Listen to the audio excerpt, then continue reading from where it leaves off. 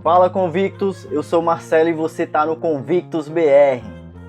E hoje vamos entender à luz da Bíblia como deve ser a relação do cristão com a política e qual é o nosso dever nisso tudo.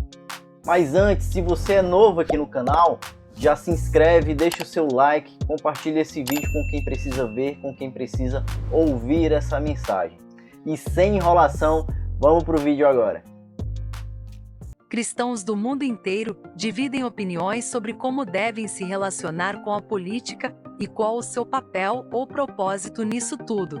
De um lado estão os irmãos que defendem que cristãos não devem se intrometer em política, se abstendo de campanha, militância ou qualquer envolvimento com política, por entenderem que somos cidadãos dos céus e por isso não devemos nos intrometer em assuntos terrenos, deixando assim tudo ao encargo de Deus e seu plano. De outro lado, estão os irmãos que apoiam o envolvimento direto dos cristãos na política, participando ativamente para influenciar a sociedade a partir dos princípios bíblicos.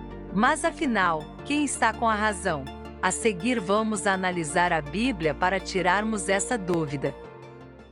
Os irmãos que defendem que o cristão deve se abster de participar ou até mesmo opinar sobre política, se apoiam principalmente no argumento que a nossa cidadania está dos céus, como está em Filipenses 3:20, de onde esperamos ansiosamente um Salvador, o Senhor Jesus Cristo. E também no argumento que somos peregrinos nessa terra, como estará escrito em 1 Pedro 1:1, que estamos somente de passagem e que voltaremos para nossa casa, que é nos céus.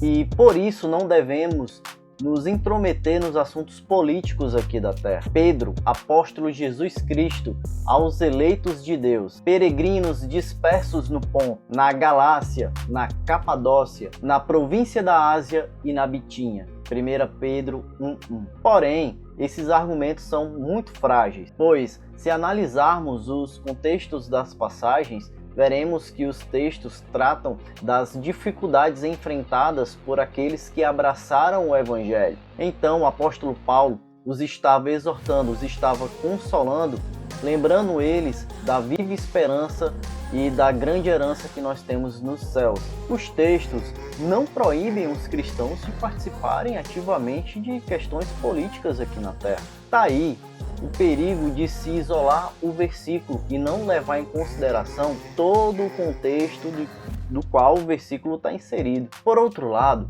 vejamos se a Bíblia nos fornece argumentos suficientes para que os cristãos participem ativamente da política. Primeiro, precisamos lembrar que o ato de votar é um ato de cidadania na atual democracia que nos encontramos, inclusive sendo obrigatório para todo cidadão. E sabemos que vários personagens bíblicos exerceram seu papel de cidadão. Foi assim com Jesus, que pagou imposto em Mateus 17. Paulo fez valer os seus direitos de cidadão romano quando pediu para ser tratado como tal em Atos 16 e Atos 22. Dito isso, a Bíblia nos mostra vários exemplos de personagens que atuaram ativamente na política para que os decretos divinos fossem cumpridos, colaborando assim para os planos de Deus ao longo da história. Esther influenciou o rei Assuero a decretar uma permissão para que os judeus se organizassem e se defendessem de um extermínio programado em todo o Império Persa. José de Arimateia ousadamente foi até Pilatos e pediu o corpo de Jesus para sepultar. Até nos dias de hoje, Deus usa pessoas em cargos políticos para cumprir os seus santos decretos e as suas profecias faladas pelos seus profetas. É o caso do político brasileiro Oswaldo Aranha, que em 1947 presidiu a Assembleia Geral da ONU para votar o Plano de Partilha da Palestina. Era a primeira e possivelmente a única vez em quase 2000 anos que existia uma possibilidade real de um Estado judaico independente em Israel. Então, Oswaldo Aranha, sabendo que não teria votos suficientes para aprovar o plano, quebra o protocolo e suspende a votação por 3 dias.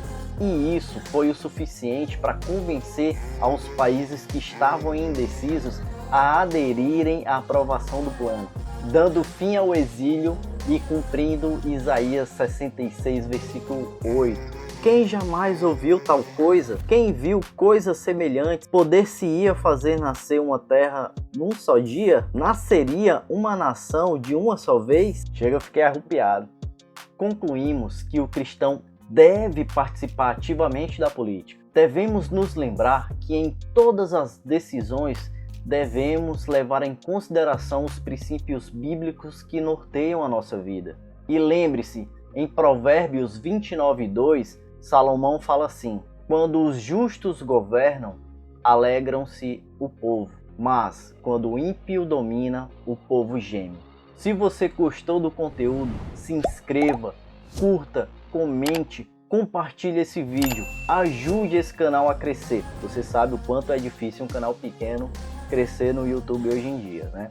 Então, conto com você, estejam convictos e até a próxima.